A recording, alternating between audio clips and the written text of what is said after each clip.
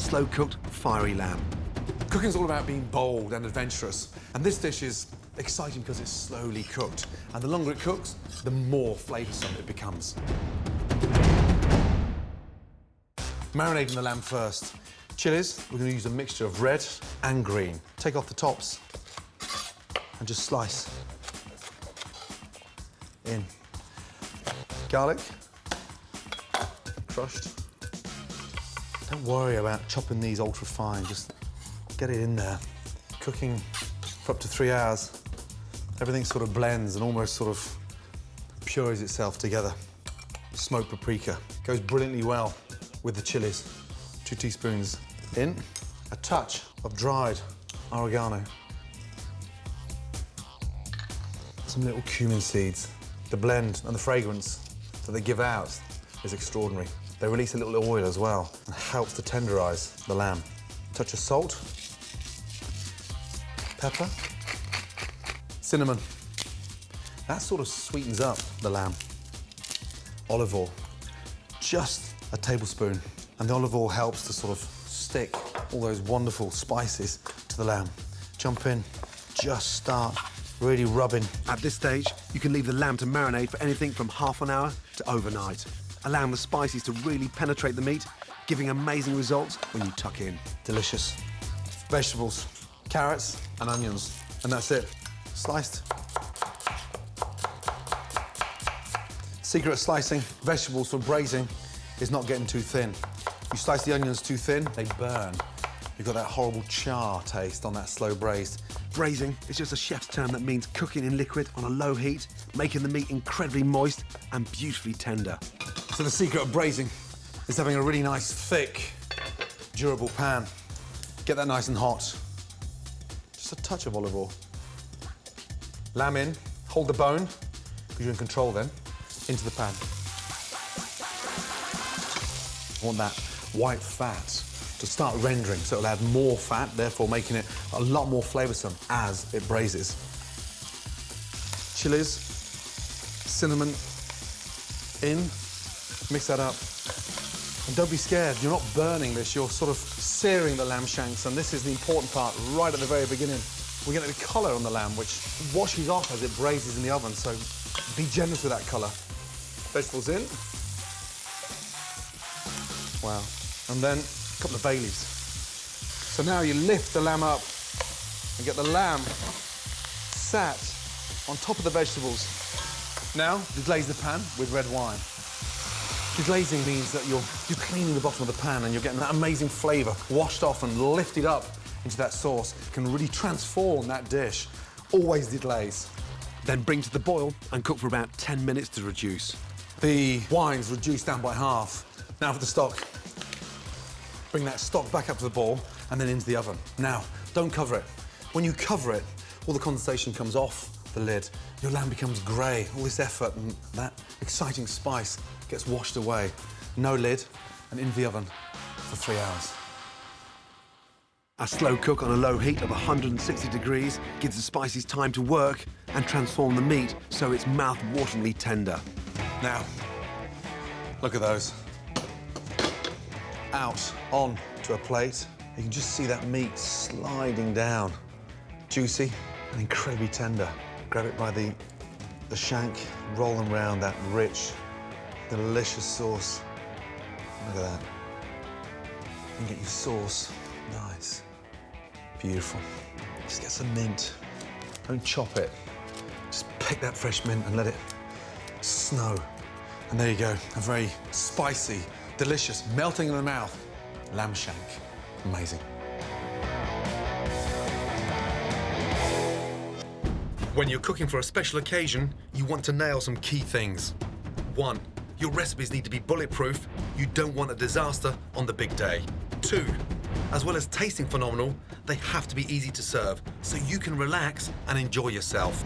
3, when you're out to impress, food needs to look great too. My first recipe fits the bill perfectly. Stuffed lamb with spinach and pine nuts. Stuffed meats are perfect for special occasions. They look impressive, taste amazing, but more importantly, they are so simple to do.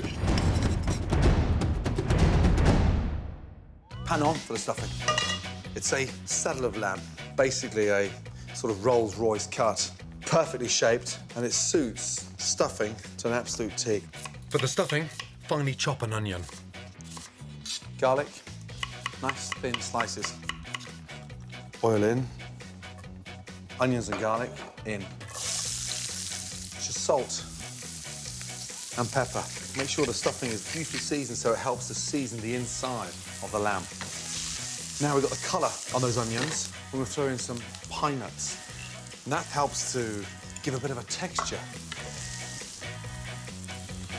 Here's where it starts getting really exciting. Spinach in. And just lay the spinach over the pine nuts. It looks like a lot of spinach, but that's going to condense and disappear almost instantly. There's so much more flavour in spinach when you saute it, as opposed to steaming it or boiling it.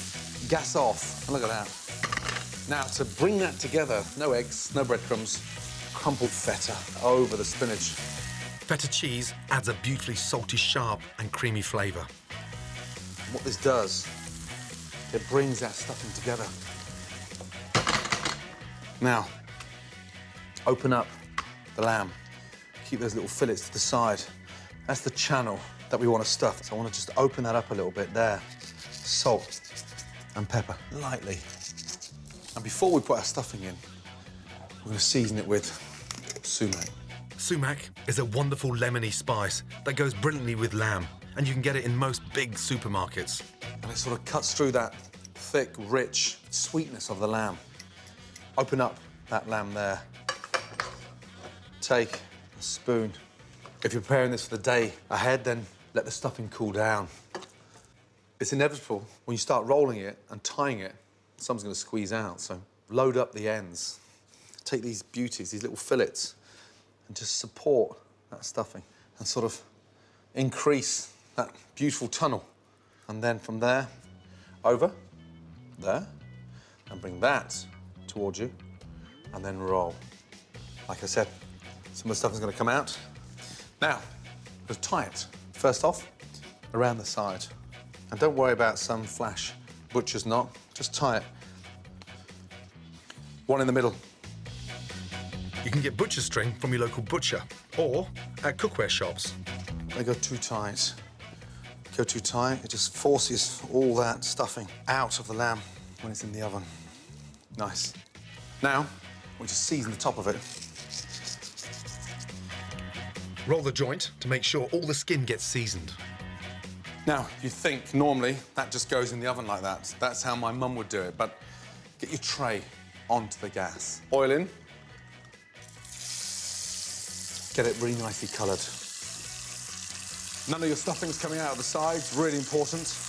Look at that colour, beautiful. It does kick-start the roasting process. Gas off, into the oven.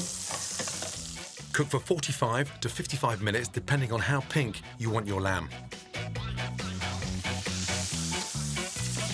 Lift the lamb out of the fat to rest. Resting it raised up in the tin will stop it cooking, but not cool it down too quickly, and means you won't lose any of those lovely juices. Next, I'm making a simple but sophisticated accompaniment for the lamb. Top and tail the cucumber. Peel it. Cut the cucumber into 3. And just core. Taking out all that, it's just sort of watery, seedy, and it spoils the flavour. Slice the cucumber. Cucumber in. Really nice way of making a cheap and cheerful cucumber look glamorous. We're going to dress that cucumber with a nice fresh yoghurt. A couple of tablespoons. Next, some fresh mint. Dress it. Touch of salt. Touch of pepper. And then pomegranate molasses. That just sweetens it up. Finish that with lemon. Mix that up. Lamb is rested. Carefully take off the string and then just gently pull them back. Straight edge knife that's going to cut through that crispy fat on the outside instantly.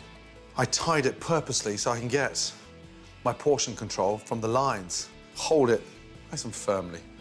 Look at your line where the string was and look. And this one is going to be amazing.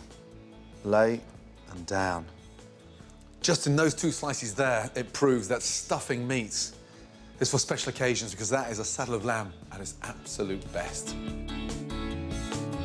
Stuffing meats and fish not only makes them look fantastic, it also gives them an extra added flavour dimension too. Once you've mastered the technique, you'll be able to turn out dishes that will guarantee you'll have an unforgettable feast.